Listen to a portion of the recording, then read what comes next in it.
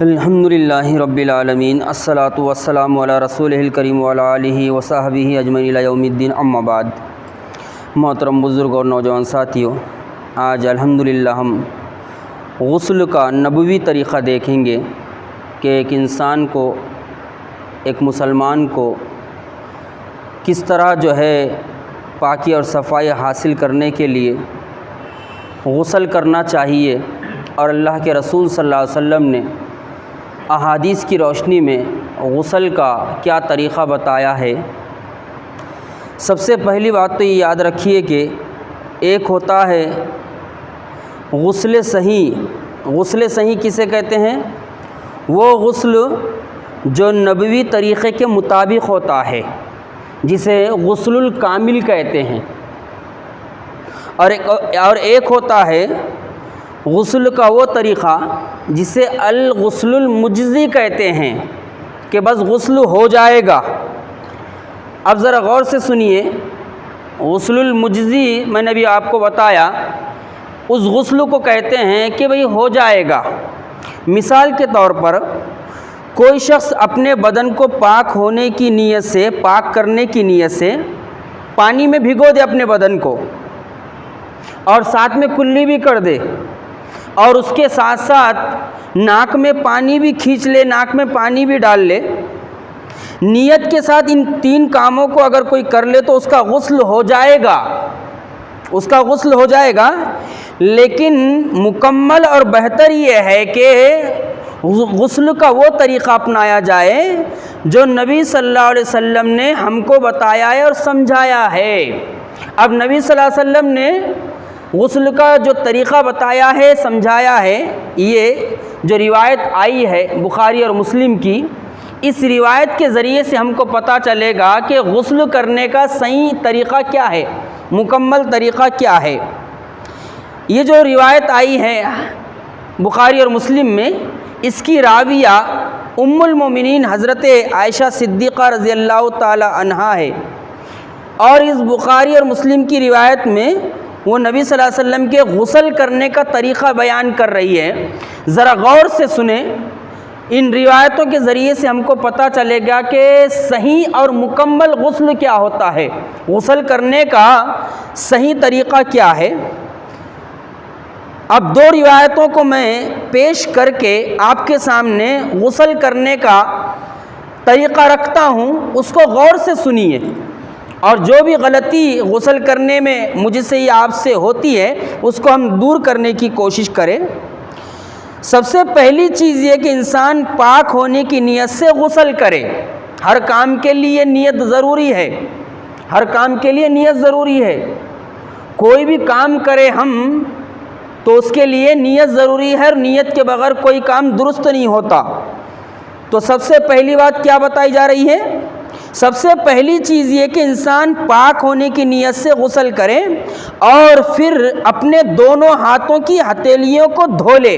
جب انسان پانی لے کر بیٹھ جائے تو نیت کر لے کہ اللہ رب العالمین کی خوشنودی کے لیے میں پاک صاف ہوتا ہوں، غسل جنابت سے یا عام غسل ہو اس کی نیت کر لے۔ اس کے بعد کیا کرے؟ اس کے بعد اپنے دونوں ہاتھوں کی ہتھیلیوں کو دھوئے، اپنے دونوں ہاتھ کی ہتھیلیوں کو دھو لے۔ اس کے بعد اپنی شرمگاہ کو صاف کرے۔ ذرا غور سے سنیں، جب انسان پانی لے کر بیٹھ جائے اور نیت کر لے کہ میں اللہ تعالیٰ کی خوشنودی کے لیے پاک صاف ہوتا ہوں، غسل جنابت سے پاکی حاصل کرنے کے لیے، یا پھر عام جو غسل ہوتا ہے اس سے پاکی حاصل کرنے کے لیے، پھر اپنی دونوں ہتھیلیوں کو دھو لے، اور اس کے بعد اپنی شرمگاہ کو دھوئے پانی سے، اور اس کے ساتھ ساتھ اگر کہیں گندگی لگی ہوئی ہو جسم کے اوپر، منی مزی وغیرہ کچھ لگی ہوئی ہو، تو اس گندگی کو انسان دھو کر صاف کر لے۔ پھر انسان ایسے ہی وضو کرے جیسے وہ نماز کے لیے وضو کرتا ہے۔ نماز کے لیے جس طرح انسان مکمل وضو بناتا ہے، اسی طرح اپنی شرمگاہ دھونے کے بعد، گندگی صاف کرنے کے بعد وضو بنائے جیسے وہ نماز کے لیے وضو بناتا ہے۔ پھر انسان اپنے سر پر پانی ڈالے، 3 مرتبہ پانی ڈالے، وضو بنانے کے بعد جب اس کا وضو ہو گیا تو وہ اپنے سر پر پانی ڈالیں اور 3 مرتبہ پانی ڈالیں اور اچھے طریقے سے بالوں کو رگڑے پانی کے ذریعے سے، تاکہ پانی بالوں کی جڑوں تک پہنچ جائے۔ پھر اس کے بعد انسان کیا کرے؟ پھر اس کے بعد انسان اپنے باقی جسم کو دھوئے۔ باقی جسم کو دھونے میں سب سے پہلے سیدھی طرف پانی ڈالے۔ باقی جسم کو دھونے میں دائیں طرف پہلے پانی ڈالے اور دائیں طرف پانی ڈال کر جسم پر بہائے۔ اس کے بعد کیا کرے انسان؟ اس کے بعد دائیں کے بعد بائیں جانب پانی ڈالے اور پانی ڈال کر اچھی طریقے سے اپنے جسم کو بھگو دے۔ اور جب دائیں اور بائیں جانب انسان نے پانی ڈال دیا، اس کے بعد انسان اپنے پورے جسم کو بھگو دے پانی سے۔ یہ انسان کا ہو گیا غسل۔ یہ غسل کا کتنا طریقہ آسان ہے، دیکھیے یہ بخاری اور مسلم کی روایت ہے جس کے ذریعے سے ہم کو غسل کرنے کا یہ آسان سا طریقہ ہمارے آخری نبی نے بتایا ہے اور سمجھایا ہے۔ اور جب تک ہم نبوی طریقے کے مطابق غسل نہیں کریں گے تو ہمارا غسل جو ہے مکمل نہیں ہوگا، کامل نہیں ہوگا۔ یہ بخاری اور مسلم کی روایت کے ذریعے سے ہم کو پتہ چلتا ہے کہ غسل کا یہ طریقہ ہے جو اللہ کے رسول صلی اللہ علیہ وسلم نے بتایا ہے اور جس کو ام المومنین حضرت عائشہ صدیقہ رضی اللہ تعالی عنہا نے بیان فرمایا ہے۔ اب آگے سنتے ہیں۔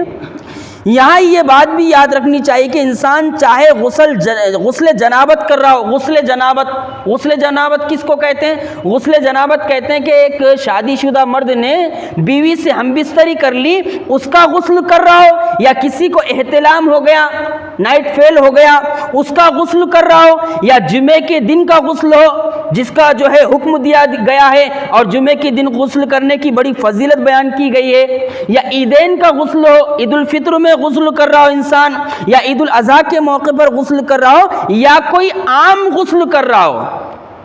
انسان کو بہت زیادہ گرمی محسوس ہو رہی ہے اور گرمی کی وجہ سے انسان غسل کر رہا ہو، ان تمام غسل کرنے کا طریقہ ایک ہی ہے۔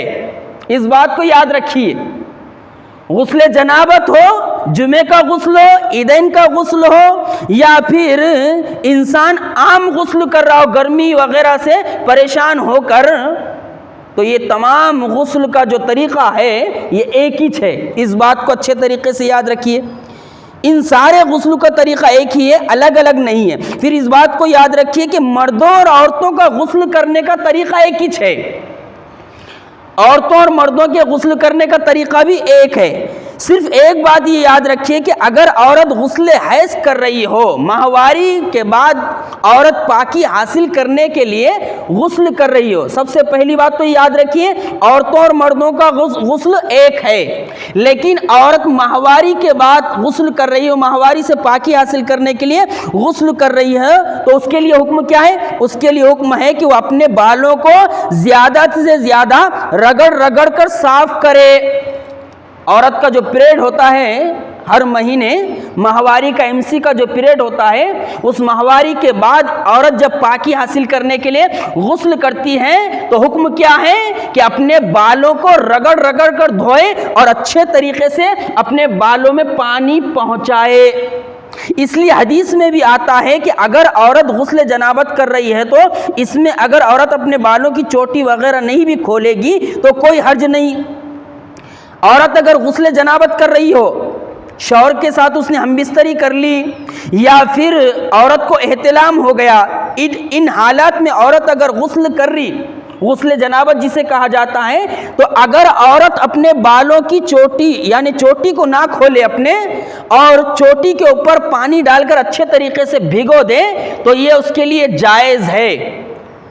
حضرت ام سلمہ رضی اللہ تعالی عنہ سے روایت ہے کہ ایک عورت نے نبی صلی اللہ علیہ وسلم سے سوال کیا، اے اللہ کے رسول صلی اللہ علیہ وسلم، میں اپنے سر کی چٹیاں کس کر باندھتی ہوں۔ دیکھیے عورتیں بھی سوال کیا کرتی تھی اللہ کے رسول سے، اس لیے ہمیں چاہیے کہ صحیح بات معلوم کرنے کے لیے شرم نہیں آنی چاہیے، ہم کو جھجکنا نہیں چاہیے تاکہ صحیح چیز کا علم ہو جائے۔ ایک خاتون، ایک صحابیہ اللہ کے رسول سے سوال کر رہی ہے، اور وہ خاتون کون ہے؟ وہ خاتون ہے ام سلمہ رضی اللہ تعالی عنہا۔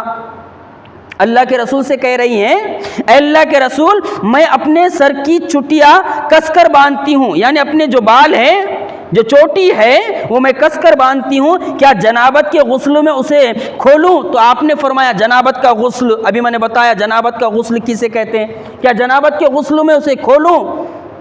تو اللہ کے رسول نے کیا فرمایا؟ اللہ کے رسول نے فرمایا تمہارے لیے یہ کافی ہے کہ اس پر 3 چلو پانی ڈال دو، تمہارے لیے یہ کافی ہے کہ چٹیا پر 3 چلو پانی ڈال دو، پھر پورے بدن پر پانی ڈالو، اس طرح تم پاک ہو جاؤ گی۔ یہ مسلم، احمد، ترمذی، نسائی، ابو داؤد اور ابن ماجہ کی روایت ہے۔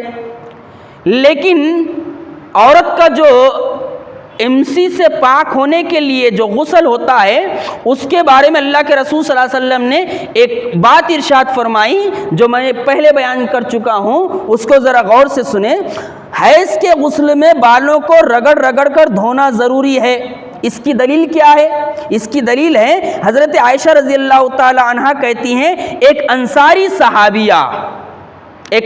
صحابیہ جن کا نام اسما تھا رضی اللہ عنہا، وہ اللہ کے رسول صلی اللہ علیہ وسلم کے پاس آئی اور انہوں نے نبی صلی اللہ علیہ وسلم سے حیض کے غسل کے بارے میں پوچھا، MC کے غسل کے بارے میں پوچھا۔ تو اللہ کے رسول صلی اللہ علیہ وسلم نے فرمایا کہ عورت پانی لے گی، دیکھیے اللہ کے رسول صلی اللہ علیہ وسلم کیا فرما رہے ہیں، عورت پانی لے گی اور بیر کے پتے لے گی۔ بیر کے پتے پہلے استعمال کیے جاتے تھے، اب صابن وغیرہ ہوتی ہے اس لیے بیر کے پتوں کی کوئی ضرورت نہیں ہوتی۔ بیر کے پتے لے گی اور پاکی حاصل کرے گی اور اچھی طریقے سے پاکی حاصل کرے گی۔ جب انسان ماہواری غسل کرے، MC کے بعد غسل کرے تو اللہ کے رسول صلی اللہ علیہ وسلم کیا فرما رہے ہیں کہ پاکی حاصل کرے گی اور اچھے طریقے سے پاکی حاصل کرے گی، پھر اپنے سر پر پانی بہائے گی اور اپنے سر کو اچھے طریقے سے ملے گی۔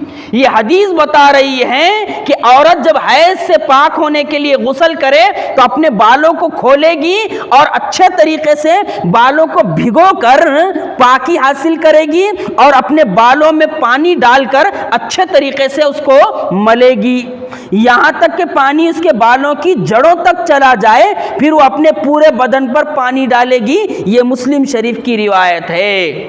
یہ ہے غسل کا طریقہ، وہ طریقہ جو نبی صلی اللہ علیہ وسلم نے بتایا ہے۔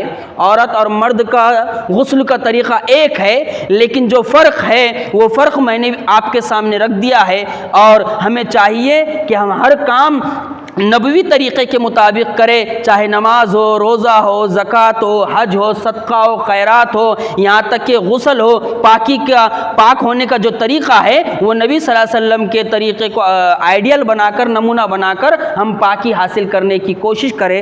آئیں انشاءاللہ تعالی بچا ہوا جو موضوع ہے یا بچی ہوئی جو چیزیں ہیں اس میں پیر کے دن میں آپ کے سامنے رکھوں گا، کیونکہ کل اتوار ہے اور ہم کو کل سچا اور سنہرا 7واں واقعہ آپ کے سامنے رکھنا ہے۔